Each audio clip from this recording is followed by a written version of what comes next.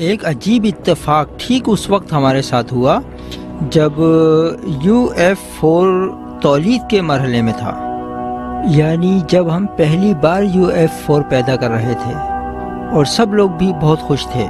आप तसव्वुर करें कि पहली बार था कि जब हम UF4 को तौलीद करें, सब लोग खुश थे और सब फैक्ट्री से बाहर आ गए थे। तकरीबन उसी वक्त उसी मिनट एक प्लांट तबाह हो गया।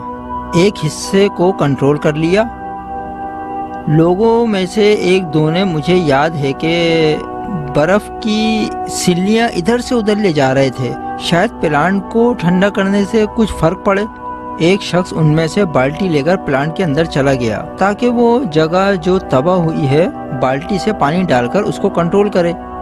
एक टीम और तश्कील दे दी थी जो मवाद निकल रहा था उसको कंट्रोल करे।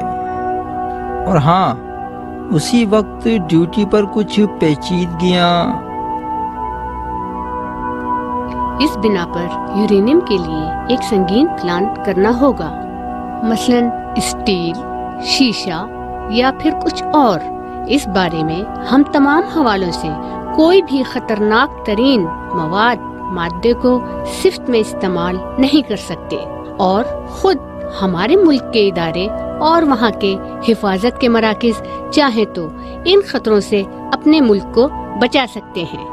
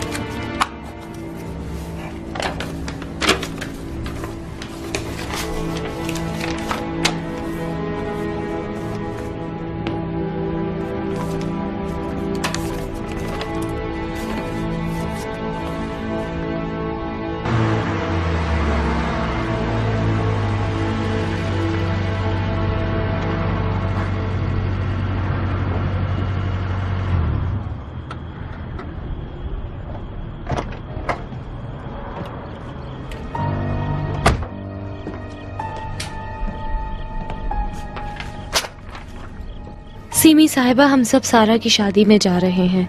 अम्मी कह रही थी कि तुम्हारे लिए खाना लेते आएंगे।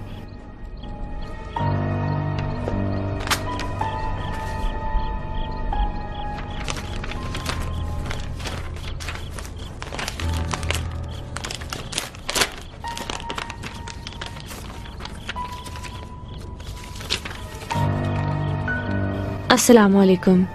जुम्मे की सुबह 9:30 पर तुम्हारे लिए टाइम दिया है बिलवार फरहिंग ब्यूटी पार्लर शहरजाद। शुक्रिया ताइब।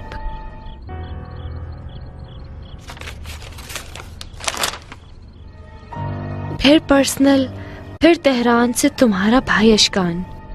फजूल बच्चा, मेरे हाथ से मारा जाएगा किसी दिन।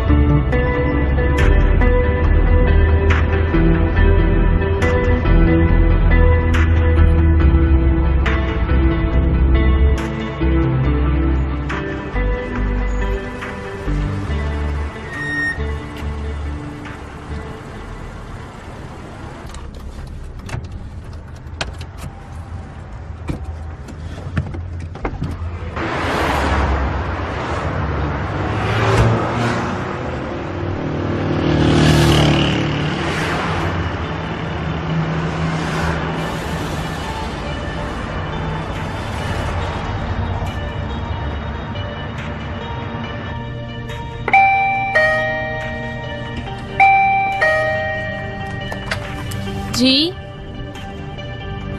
अंदर आ जाए।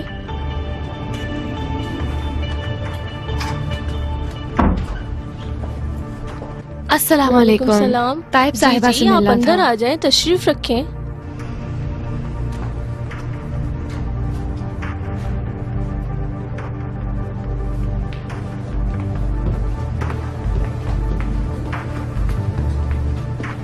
अस्सलाम वालेकुम। वालेकुम अस्सलाम।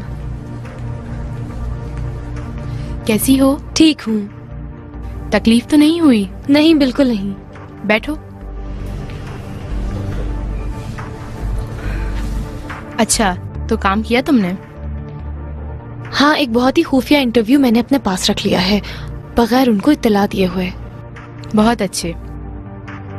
अब अगला कदम उठाने की बारी है, और मुश्किल काम भी नहीं। मुश्किल की अब कोई बात ही नहीं है। सच में मैंने तुम्हारी बातों पर गौर किया है, देखा कि तुम सच ही कह रही हो। मेरे लिए जरूरी है कि अपने पास संभाल के रखूं, वरना कोई दलील ही नहीं रहेगी कि वो अफशीन पर रहम करे। तुम्हें कुछ ऐसा करना होगा जिससे हबीबी और मुहीब के खिलाफ सबूत जमा हो सके।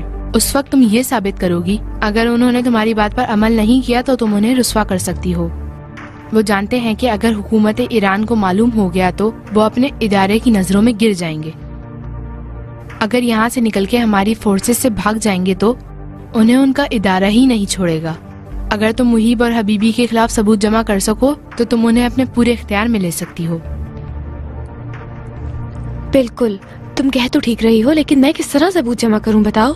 क्या तुम जानती हो जो कैमरा तुम्हारे पास है उसका मियार क्या है? हाँ। तो फिर ये भी जानती होगी कि उस कैमरे से हर तरह और हर तरीके से रिकॉर्डिंग हो सकती है। बिल्कुल, ये तो बिल्कुल मेरी ट्रेनिंग का हिस्सा था। मगर जिस चीज में मैं ट्रेनिंग देना चाहती हूँ वो ये है, जितनी मुलाकातें मुहीब और हबीबी से हों उन्हें रिकॉर्ड करो। कोशिश करो कि मुलाकातों में सब बताएं। देखना तुम बाद में यही बातें सबूत बन जाएंगी।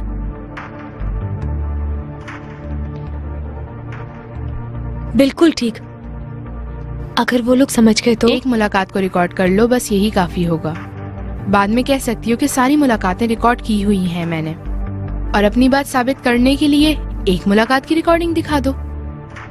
इस तरह ये खेल तुम्हारे हाथ में आ जाएगा। बिल्कुल ठीक।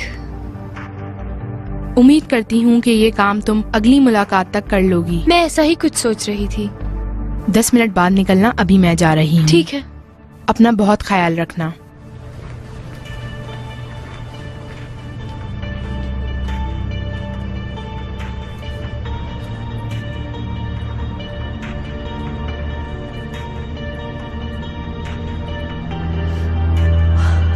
अभी 1 घंटे पहले इत्तला दी है।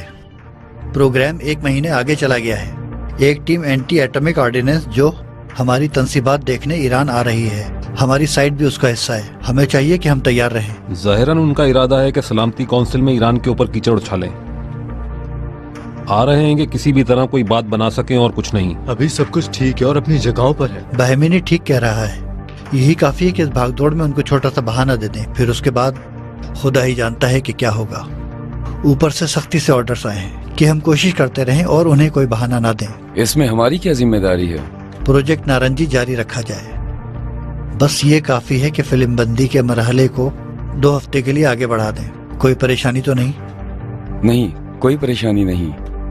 सिर्फ ये नहीं जानता कि हम शहरी जनाब गाय की तरह हंसने वालों के साथ क्या करेंगे। अभी कुछ भी नहीं, उसे उसके हाल पर छोड़ दो। जब तक वो टीम नहीं चली जाती कुछ भी नहीं करोगे। उनके तरीकों को देख लो, खुद उनको भी, उनके ताल्लुकात को भी और उनकी इत्तलात को भी चला देंगे। एक बार बता दें, हम लोग गरीब हैं, इतना लंबा रास्ता नहीं अपनाएंगे। और इस तरह आप भी मजबूर नहीं होंगे जिस तरह आप लोग राज की बातें कर रहे हैं। वाह, मेरे दिल की बात कह दी है। माशाअल्लाह क़िबादी। अच्छा, तुम्हारे इस प्रोजेक्ट नारंगी की वजह से सबको काम पे लगा दिया है डॉक्टर। आप ठीक कह रहे हैं। प्रोजेक्ट नारंगी एक ऐसी चीज है इसमें आप दोनों बुजुर्गों की कोई जरूरत नहीं है। बस अब आप खड़े हो जाइए और अपनी जिंदगी का मजा लीजिए। हमें छोड़ दीजिए ताकि हम अपना काम कर सकें।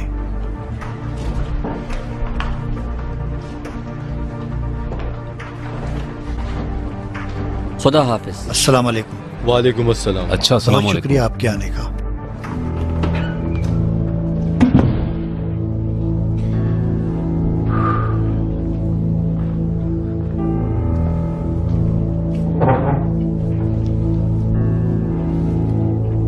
ये खेल खतरे की तरफ चला गया है, जारी नहीं रखना चाहिए। हमारे लोगों की जान खतरे में है। अब तो तबाही के लिए सिर्फ क्लिक करना पड़ता है। किसको क्लिक करें महमूद? जो असली शख्स से अभी भी समंदर के उस पार है, हम उसे ढूंढ नहीं सके हैं। अभी तुम्हारी बातों में उलझा हुआ हूँ और 4 जासूसों के साथ लड़ भी रहा हूँ। वो जगह बना रहे हैं। अभी कुछ नहीं करना है, बस उस वक्त हाथ डालना है जब वो अपने ठिकानों पर बैठे होंगे। तुम बस उन लोगों से निमटने के लिए तैयारी करो। अगर एहतियात से काम लेंगे तो हर चीज हमारे हाथ में होगी। हाँ, और उन लोगों से कह दो कि तीसरा मरहला कुछ अरसे के लिए आगे कर दिया है। अभी गिरफ्तारियां करने से हमें कुछ हासिल नहीं होगा। किसकी पकड़ दकड़ की बात कर रहे हैं? क्या वो इंतजार नहीं कर सकते कि एक मर्तबा इंटरव्यू की रिकॉर्डिंग मुकम्मल हो जाए? तुम इंटरव्यू के लिए परेशान ना हो।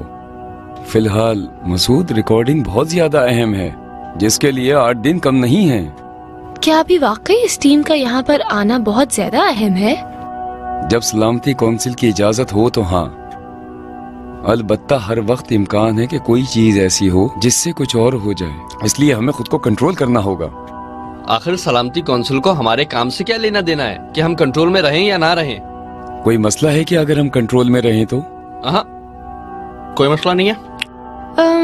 मगर हम आखिर कर भी क्या सकते हैं? अगर टीम समझ जाए, मुमकिन है कि अमेरिका हमला कर दे।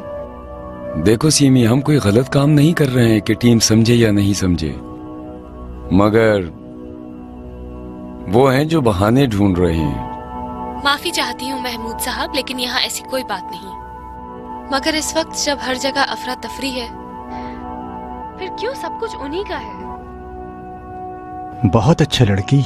सीमी साहिबा, मैं जानता हूँ कि आप क्या सोच रही हैं, मगर आपकी सोच गलत है।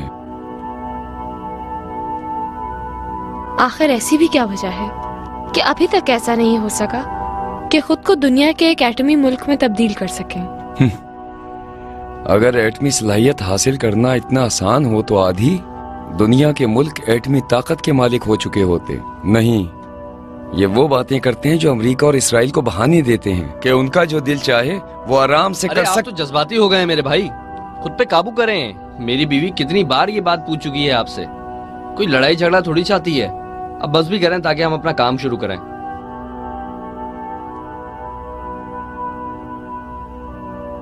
सही जगह निशाना लगाया।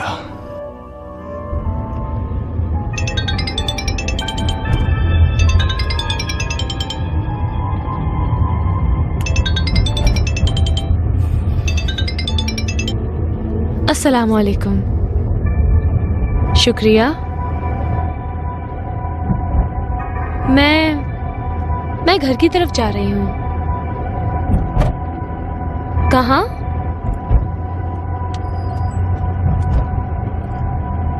अच्छा, 20 मिनट में आ जाऊंगी वहाँ।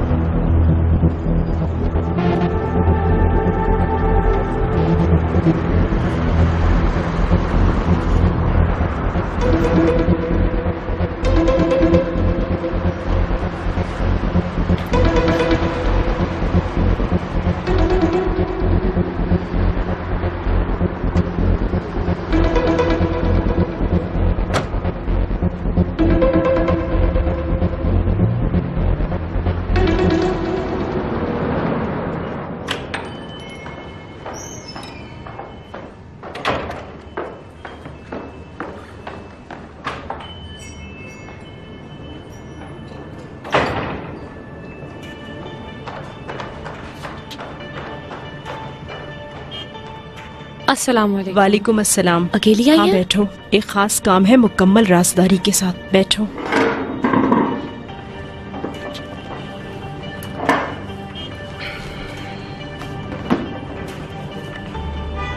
उम्मीद करती हूँ कि तुम किसी और से ये फरमाइश ना कर बैठो। कौन सी फरमाइश? तुम नहीं चाहती कि? मैडम, मेन्यू है हमारे पास।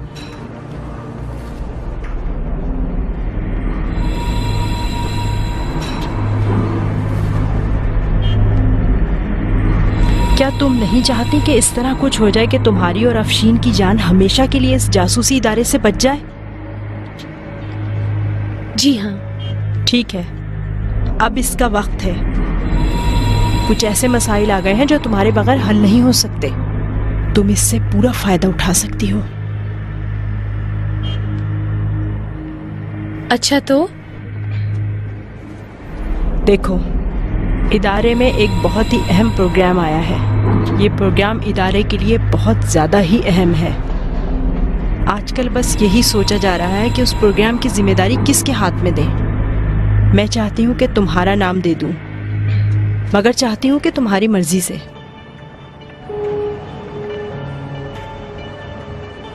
मुझे आप पर हैरत होती है कभी कभी कि जबरदस्ती जासूसी का काम कैसे कर लेती हैं। किस तरह की तवक्का रखूं मैं आप लोगों से?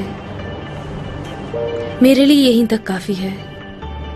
मैं चाहती हूं कि बड़ी खयानत सिर्फ बड़े लोगों के साथ ही होनी चाहिए।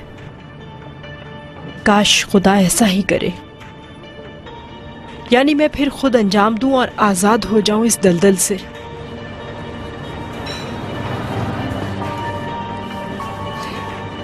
इसका मतलब तुम नहीं करोगी। ये काम मुहिब के लिए इस कदर अहम है कि तुम कोई भी शर्त रखोगी तो वो उसे कबूल कर लेगा, हर हाल में कबूल करेगा, मजबूर है कबूल करने के लिए। और देखो, शर्त भी यही रखना कि इस काम के बाद तुम्हारा और अफशीन का इस इदारे से कभी भी कोई ताल्लुक नहीं रहेगा। इसके बाद तुम जैसे चाहे रहो, दुनिया के किसी कोने में भी रहो, तुम्हें कोई तंग नहीं करेगा। यही वो वक्त है जिससे फायदा उठा लो सीमी। मुझे वक्त चाहिए कि सोच सकूं। बाद में इरादा करूंगी। कल तक? ठीक है, मतलब कल तक ना। मैं कुछ ऑर्डर करती हूँ तुम्हारे लिए।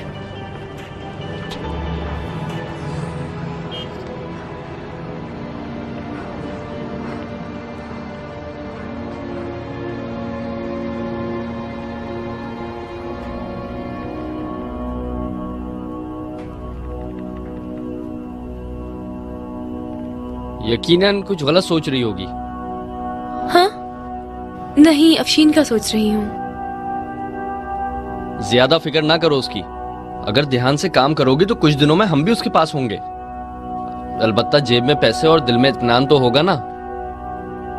अब सोचना छोड़ो और खड़ी हो जाओ। तमाम हालात को चेक करो, कोई मसला ना हो। इस तरह सोचोगी तो रोड पे आ जाओगी। चलो जल्दी से खड़ी हो।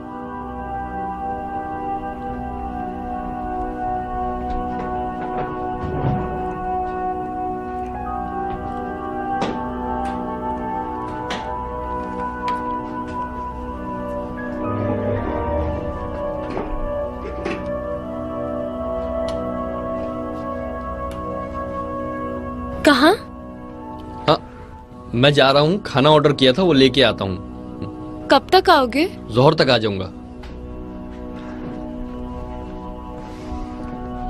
तुम भी बता दो मैं तुम्हारे लिए वहाँ से क्या लेके आऊँ। मैं भूल गई हूँ, बता तो दो वहाँ पे है क्या। आज देख लोगी तो फिर कभी नहीं भूलोगी। खुदा हाफिज। खुदा हाफिज।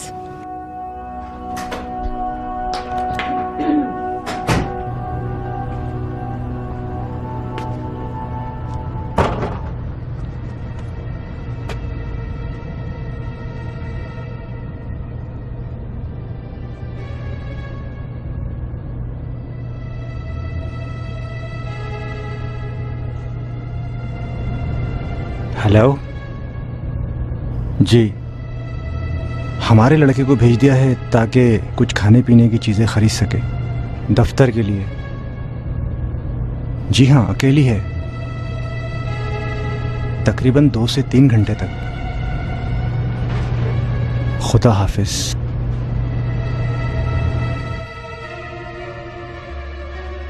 इस गधे को देखो, इंसानों का सौदा करने वाला। चलने का तरीका देखो, खबीस इंसान। सुन रहे हो? मनहूस। जी, अस्सलाम वालेकुम। शुक्रिया। मैंने बहुत सोचा मगर अब तक कोई नतीजा नहीं निकला। आखिर ये क्या जोर जबरदस्ती है कि जो मुहिब साहब कहें उस पर अमल करना पड़ेगा? नहीं, सिर्फ ये बात नहीं है। मैं अब तक नहीं समझ सकी हूँ कि क्या करूं। जी, कहाँ? हाँ, वही पहले वाला दफ्तर है ना? जी, मैं ठीक 7 बजे आ जाऊंगी।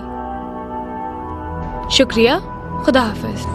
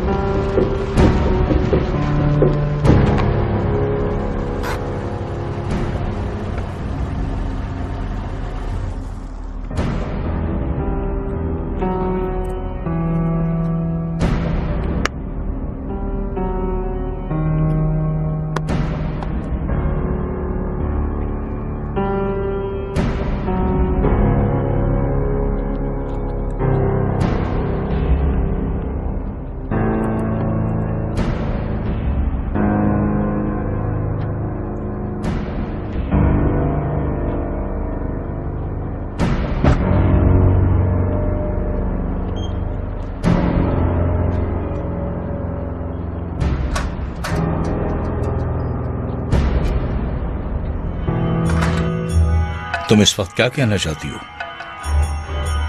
मैं चाहती हूँ कि ये आखिरी काम हो जो मैं आपके लिए अंजाम दूं, और इसके होने के बाद ना मेरा ना अफशीन का, हमारा कोई ताल्लुक नहीं होगा इस इदारे या जो भी नाम है इस जगह का।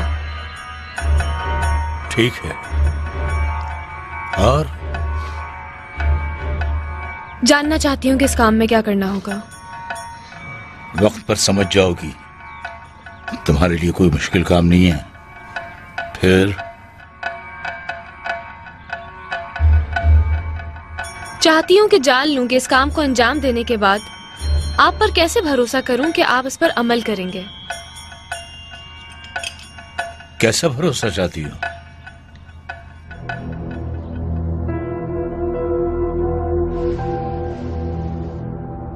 नहीं जानती हूँ मैं। तुम चाहती हो कि मैं अपनी अच्छी नीयत का सबूत दूं तुम्हें? सब्र करो।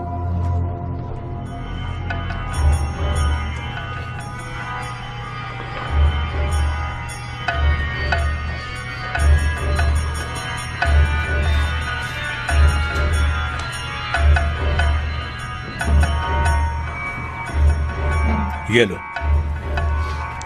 ये तुम्हारा इदारे के साथ काम करने का फार्म है, और ये वो सनद है जो तुम्हारे और तुम्हारे भाई के हिसाब किताब से मुताल्लिक है। चाहो तो इसको फाड़ कर चली जाओ, और जो काम मैं तुमसे ठीक से किया तो तकरीबन 10 दिन बाद जहां चाहोगी भेज दूंगा, अलबत्ता तुम्हारे भाई अफशीन के साथ। और अगर चाहूं कि मैं ईरान में ही रहूं तो?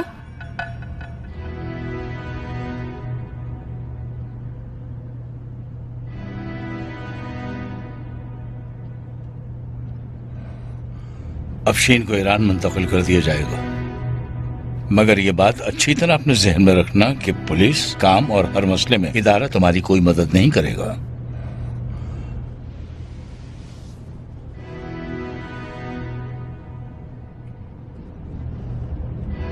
नहीं जानती कि इस काम के लिए मुझे क्या करना होगा, लेकिन फिर भी इसको करने के लिए मैंने आपसे हाँ कर दी है। बगैर उनको इत्तला दिए हुए। इस काम को अंजाम देने में तुमको पहले काम से ज्यादा मुश्किल नहीं होगी।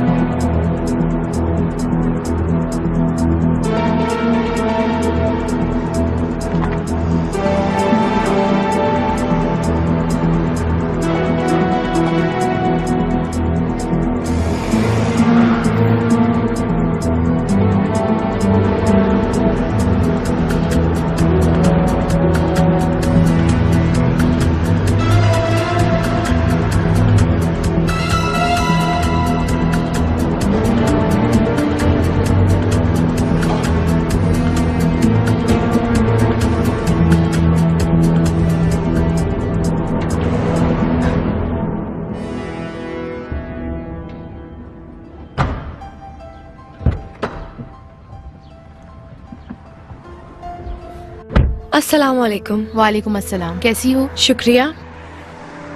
तुम्हारी मुलाकात बहुत लंबी हो गई। तुम्हारे लिए अहम है। नहीं, मगर बहुत खूब। मुहिब तुम जैसे लोगों के साथ किसी मामले में इतना टाइम नहीं लगाता है। छोड़ो, खैर क्या हुआ? कुछ नहीं, मैं तो हर दफा की तरह उनकी पेशकश पे अमल करती हूँ। अच्छा है। तुम चाहो तो उनके गलत प्रोजेक्ट्स को खाक में मिला सकती हो। तुम तक कैसे पहुंची ये बात? मैं मानती हूँ तुम्हारी मदद करना मेरे लिए, मुझे पता है, मेरी मौत को दावत देना है। दरअसल मैं सोचती हूँ कि तुम्हारे हाथों से इन शैतानों के मजदूरों से इंतकाम लूं। मैं सोच रही हूँ कि तुम हबीबी की तरह काम क्यों नहीं करती हो, क्योंकि तुम दोनों एक दूसरे से बहुत ज्यादा मिलती हो। तुम्हें एक मशवरा देती हूँ, उस पागल पर हरगिज यकीन नहीं करना। हबीबी मुहिब से कई गुना खतरनाक और बेरहम है। उसकी झूठी बातों और फरेब में मत आना। मुझे अफसोस है कि वो तुम्हें धोखा दे रही है। मेरी मुलाकात का कोई जिक्र तो नहीं किया तुमने उनसे? अगर उसे मालूम हो गया तो हम दोनों का काम तमाम हो जाएगा। बताया तो नहीं? नहीं। अब मुझे सुकून मिला। और क्या हुआ बताओ? तुम तो हर बात को पहले से जानती हो। यानी तुमने आज रात की मुलाकात की रिकॉर्डिंग बनाई है? मैंने कहा है। अहम नहीं है।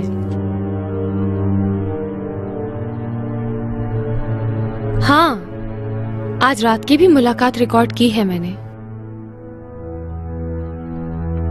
तुम जानती हो कि ये रिकॉर्डिंग तुम्हारी और अफशीन की जिंदगी को निजात दे सकती है। बस उनसे संभल कर रहो। अगर तुम चाहो तो मैं तुम पर नजर रख सकती हूँ। नहीं नहीं नहीं, बहुत शुक्रिया, मैं खुद उनसे एहतियात कर लूंगी। तो अब कोई काम नहीं है तो मैं जाऊं? तुम्हारे आने का शुक्रिया। मैं भी आपकी शुक्रगुजार हूँ।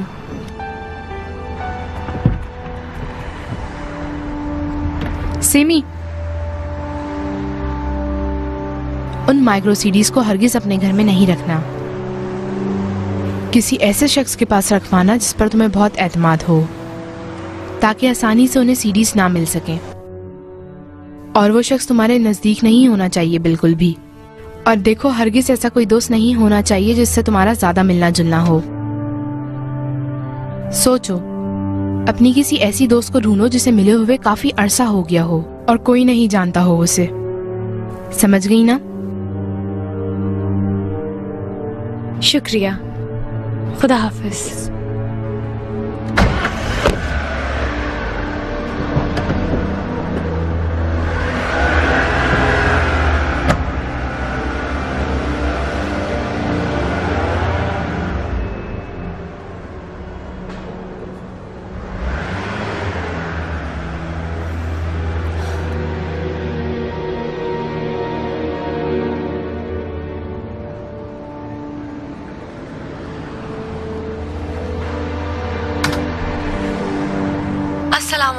वालेकुम अस्सलाम। कैसी हो? शुक्रिया। तुम्हारी मुलाकात बहुत लंबी हो गई। तुम्हारे लिए अहम है। नहीं, मगर बहुत खूब। मुहिब तुम जैसे लोगों के साथ किसी मामले में इतना टाइम नहीं लगाता है। छोड़ो। खैर, क्या हुआ? कुछ नहीं, मैं तो हर दफा की तरह उनकी पेशकश पे अमल करती हूँ। अच्छा है, तुम चाहो तो उनके गलत प्रोजेक्ट्स को खाक में मिला सकती हो। तुम तक कैसे पहुंची ये बात?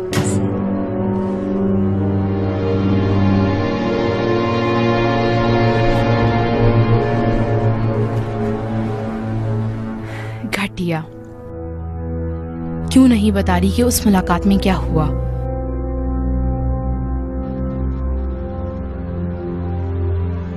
क्या बात हुई होगी? आखिर क्या चाहते होंगे वो?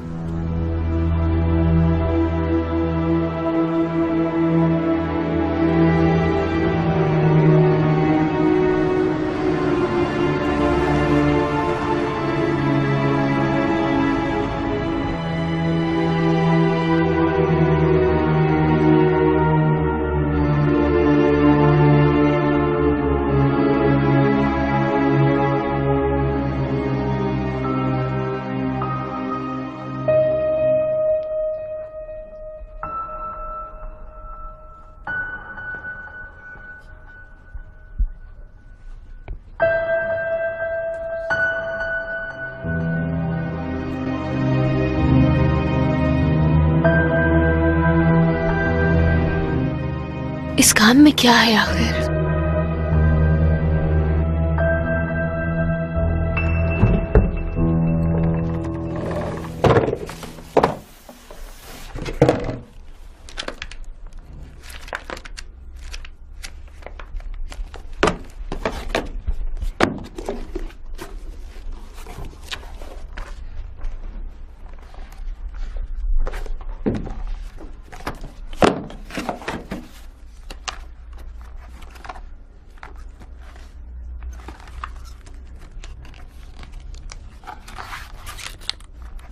हाँ, यही है। बस अब खुदा करे कि इतने सालों में बदल ना गई हो।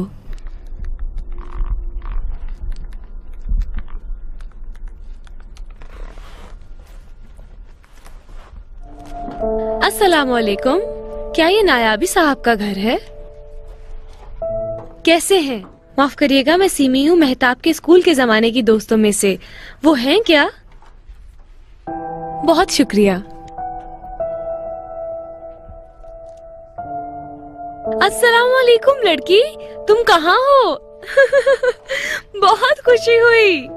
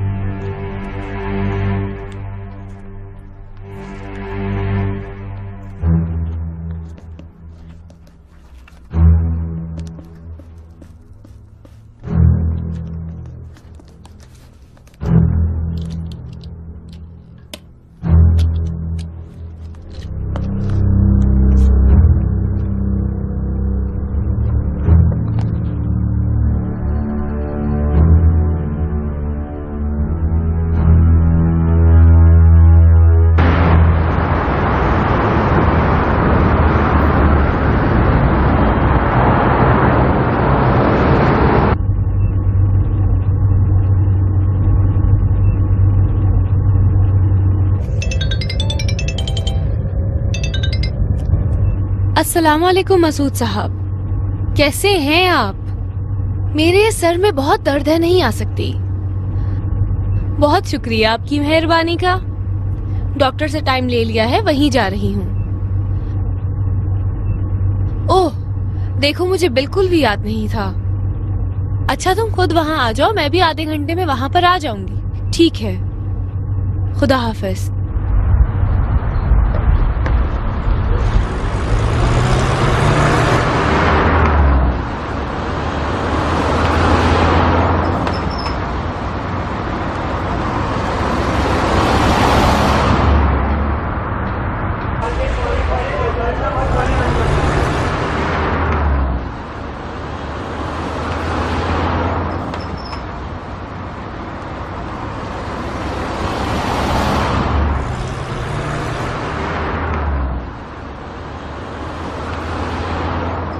हेलो, अस्सलाम वालेकुम। वो हॉस्पिटल के अंदर गई है। ठीक है, उसके पीछे गया है। ठीक है, खुदा हाफिज।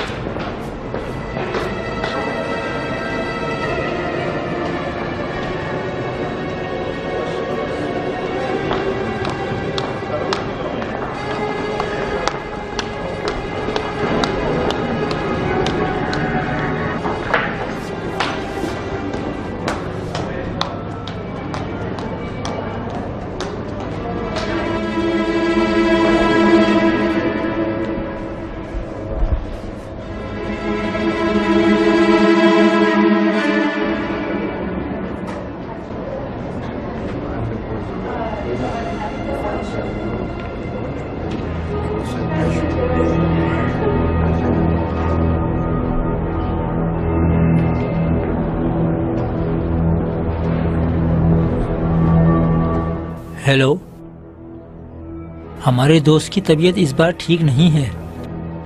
हाँ, डॉक्टर के पास गई है। हाँ, मैं वहीं हूँ। ठीक है।